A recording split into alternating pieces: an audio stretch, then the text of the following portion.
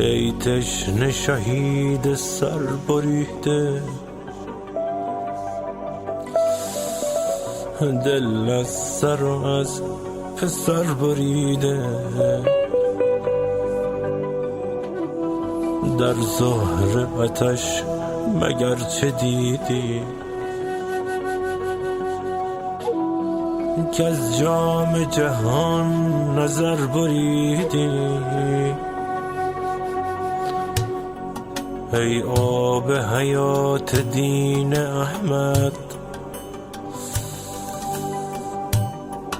ای کشتی امت محمد، بگذار که در غمت بمیرم،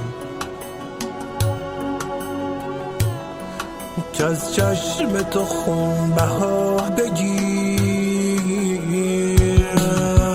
بی سر و سامان تو هم یا حسین، دست به دامان تو هم یا حسین،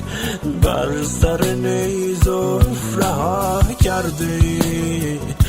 با جگر شیعه جها کرده، زهره منظومه زهرا حسین، کشته افتاده به صحرا حسین، عاقبت این عشق هلاکم کنم، در گذر کوی تو خاکم کنم.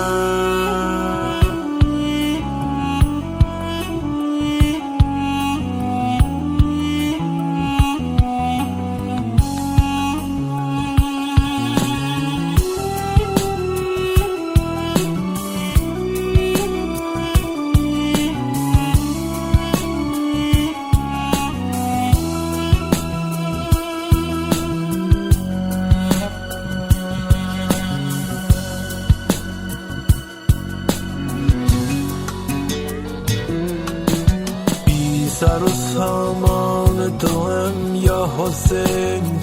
دست به دامان تو هم یا حسین،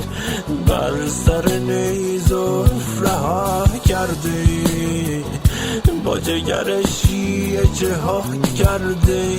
زهره منظومه زهرا حسین، کشته افتاده به صحرا حسین، عاقبت این عشق هلاکم کنم، در گذر